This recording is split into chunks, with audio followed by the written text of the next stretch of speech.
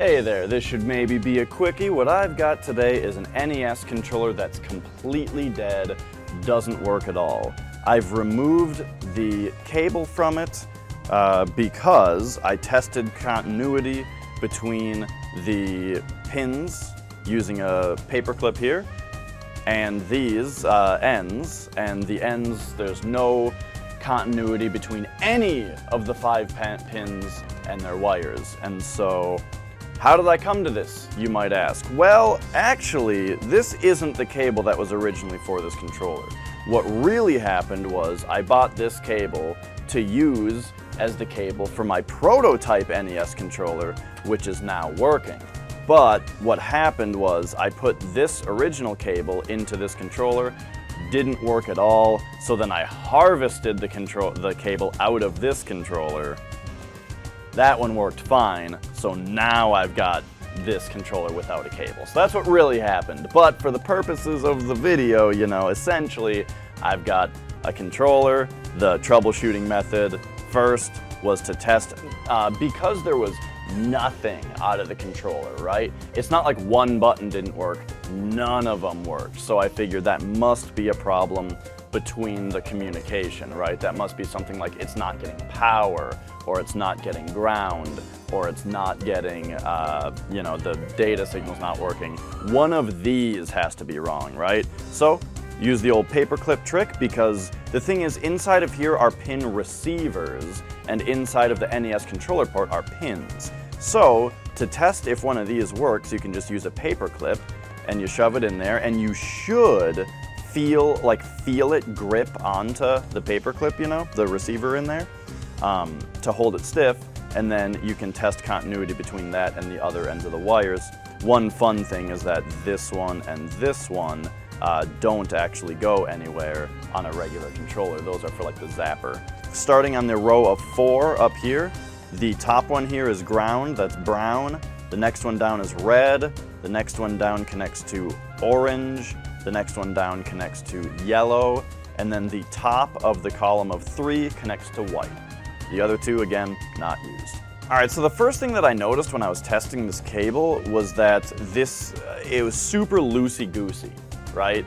Like when I tested the other cable before I used it, you could actually, like I'm saying, feel the grip on the paperclip. But this thing, they just go right in and come right out, super loose. So I'm thinking, maybe it's just not gripping the pins in the system. It's just too loose, we're not getting proper connectivity. So let's pop this open and take a look at those pin receivers. All right, so if we take a look at the controller here, you'll see there are 4 little spots that are like little latches, plastic latches.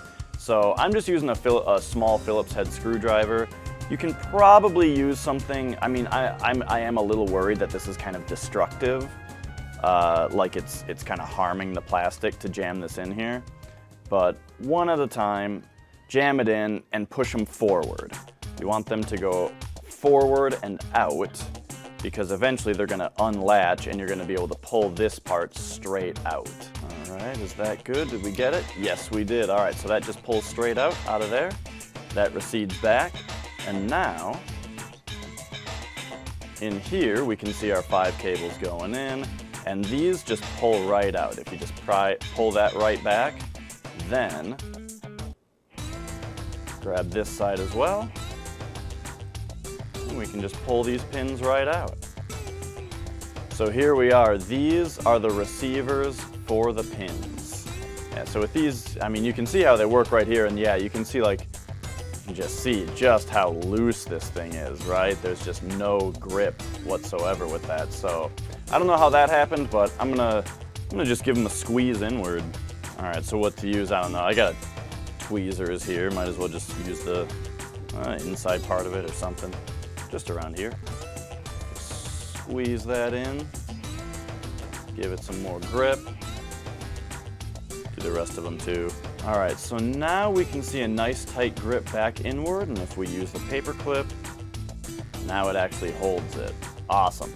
Look at that, and you can feel the friction on it going in and out. Perfect, perfect. Love it. it loves it too. All right, so I'm a dumbass and I totally reassembled all of this and it still didn't work. And the reason I'm a dumbass is because I didn't just test it beforehand. So yes, the paperclip grip, these grip on there, but I still have no continuity. And it's kind of obvious that I should have had something before, because even though they aren't gripping, still, if you were to put this paperclip in and like give it some leverage to the side, right, that would still give it a connection. So it was kind of dumb of me to think that this was the only issue. Also that it would affect all 5 pins. So anyway, oh my god. So I gave a little tug on the ends of the cables, and guess what? All of this just came right out of the cable. So it looks like what we've got here is right here where the cable goes through the tension point. We just got a break in the cable. I don't know how that happened. Honestly, I wonder, so it connects to the controller right here. Then on the PCB, it goes up, it goes around a tensioning point, you know, and then right here is actually right where the cable comes out of the controller. Look, I don't think that you should twist your cables. So many people take their controller and they wrap the cable around it like this. Don't do that to your controllers, please. I'm guessing that something to do with that is what broke all of these right at this point. So that's why we have a total failure in the controller, is because they literally all the 5 of the wires broke inside of the cable. Well, the good news is this break happened so close down to the end of this cable, though. Since it is so close, it's gonna be really easy to fix this thing. I mean, all we're gonna have to do is well, I can kind of feel right here is where the wire starts again. So let's cut as little of that off as possible, but into it to make sure that we have all 5 wires. And then we just need to strip this. So I guess let's just carefully make like a snip on the side of the rubber here.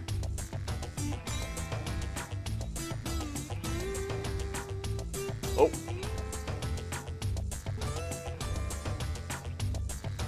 And there we have it. 5 fresh new leads. Let's just get those stripped.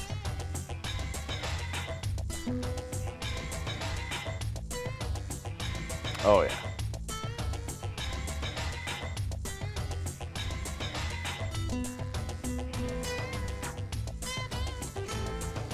Okay, there we go. Not sure what's on this like in this white one. Looks like there's like a fiber in here. Wonder if that has to do with this being the power lead, but I don't know anything about this stuff. Yeah, anyway, let's get these pre-tinned to go back in the controller. All right, you know the drill. We got our paste flux here, so flux, flux, flux on the ends of these leads. All right. Load up this tip.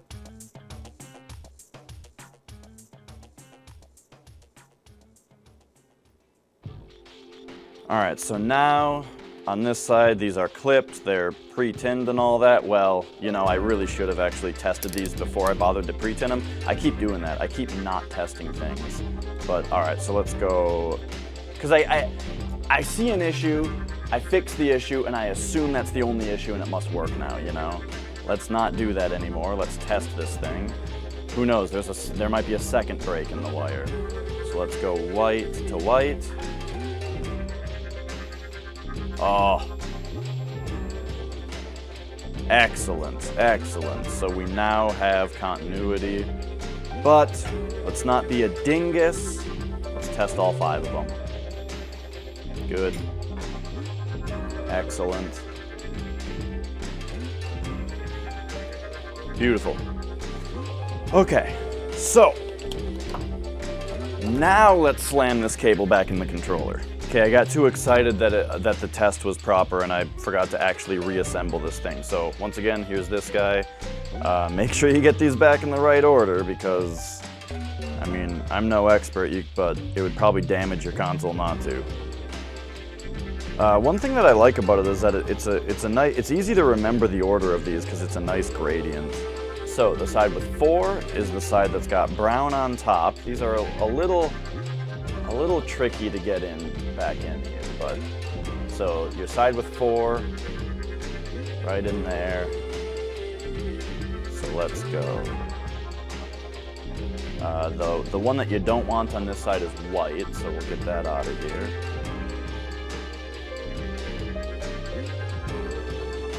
Oops, I got brown in the 3rd position. Yep, there we go. Get red right in there. Okay, all right, we got them. So then just jam those all the way down. Just like that, you see? Looks like red could go a little further. Just like that. And then, whoop, there we go. All right, on this side we want the top one to be white.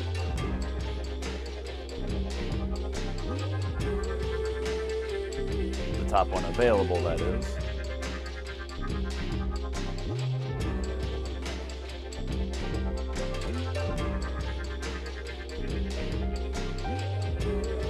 All right, and then there's this little window right here on both sides. So just make sure that that comes and closes around your cables there and that they're not getting pinched on either side. And there we go, so that's that reassembled. Remember, this is just on your cable.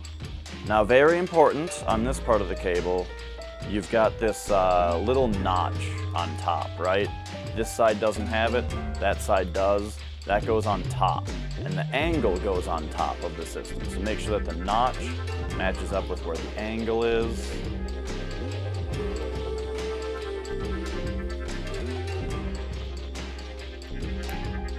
Slide that back in until it snaps right back into place. Hopefully you guys heard that because it was really satisfying. All right, so there we go. Now that's reassembled. Okay, back over to the controller. We've got these. Now, this is weird. It's got the labels on here twice, so that's silly. However, you've got an NES, not an HVC. HVC is the code for Famicom, and NES is the code for the NES. So these are going to come through these spots, so basically my goal here is going to be to heat up the solder and then insert the wire through this end. Now, the stock cable has these nice pins, like actual pins on the front, but because we had to cut those off, we're working with these now. Right, getting the old vise out. All right, so I don't think that I stripped enough rubber off of this. You know, they're gonna all be about here. This thing actually kind of has a guide of how much to get rid of, so let's snip it back to about here. All right, there we go. Nice long leads now. Okay, so we're gonna go, let's just go top to bottom. Ooh, left-handed soldering wire action. That's gonna be dangerous. But okay, so I'm gonna heat that up on the back, insert this through the front, let it cool. Ugh.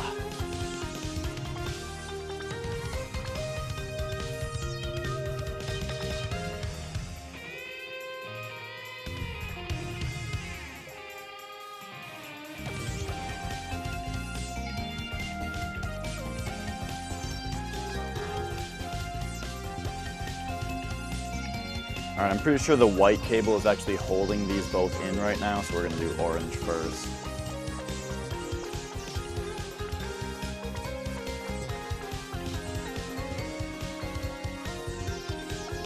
All right, and now we'll come in and fix white.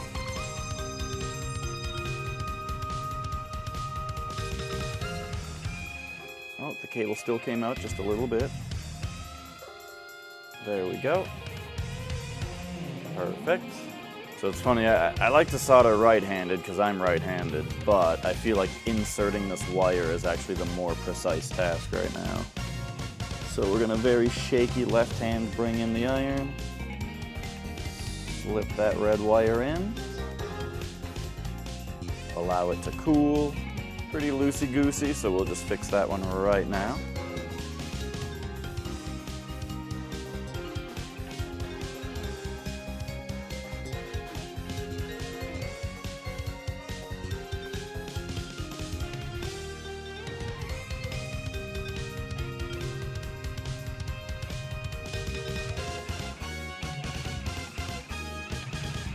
Flux there, flux there.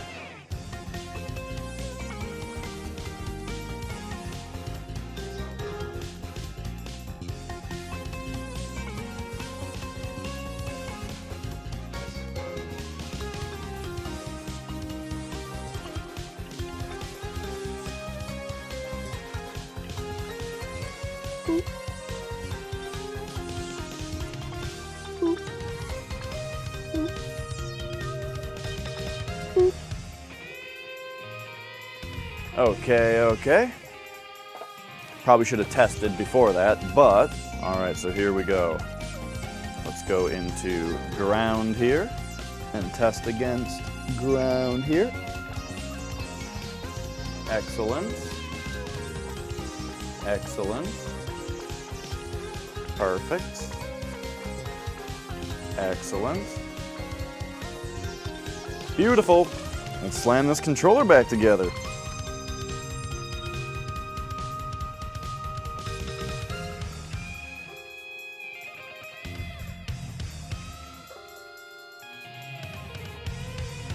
All right, so one interesting thing is that now we cut the formed part off, right? So now we need to like create a new tensioning form here. All right, clamp that baby right on.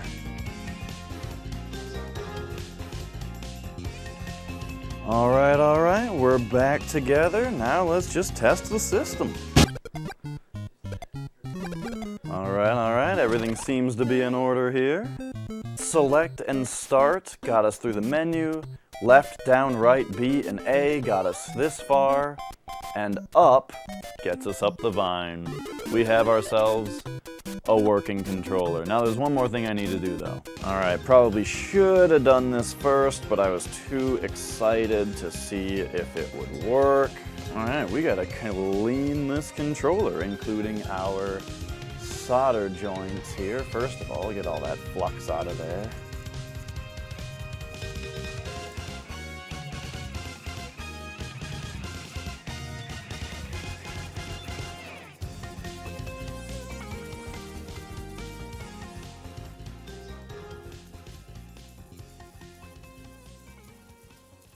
Get some flux off these pins from some previous work that I was doing on them when I was making the proof of concept for my controller. Microfiber cloth here with some IPA on it.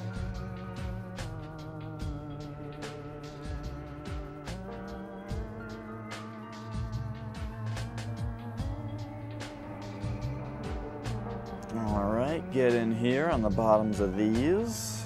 Make sure we got nice, clean contacts for everything. So now, we will reassemble this controller for the last time.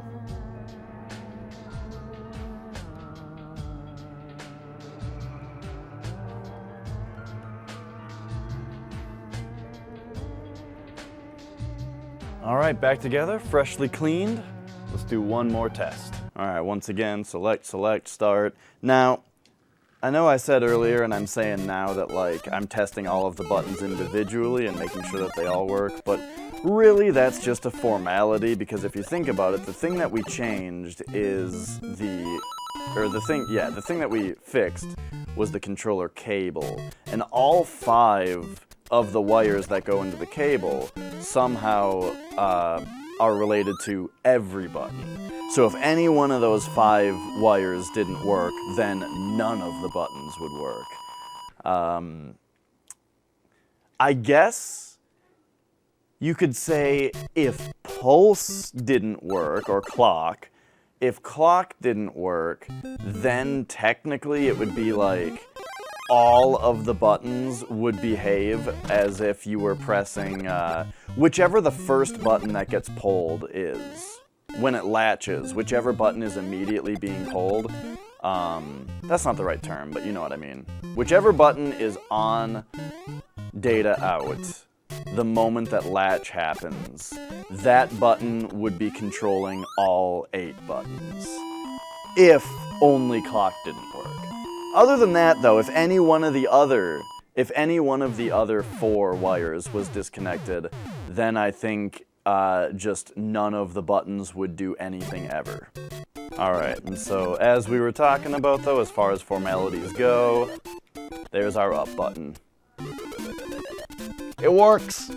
Good as new! Alright, well, thanks for watching. I hope you had fun. I like to go through the whole troubleshooting process, you know, because the information out of that kind of helps, you know, the next time I'll be able to troubleshoot it faster, you know, if I think through things a little bit harder and, you know, take the lessons that I learned from this one. So anyway, again, thanks for watching. I'm gonna play more Mario. I hope we don't mind the quarantine stash.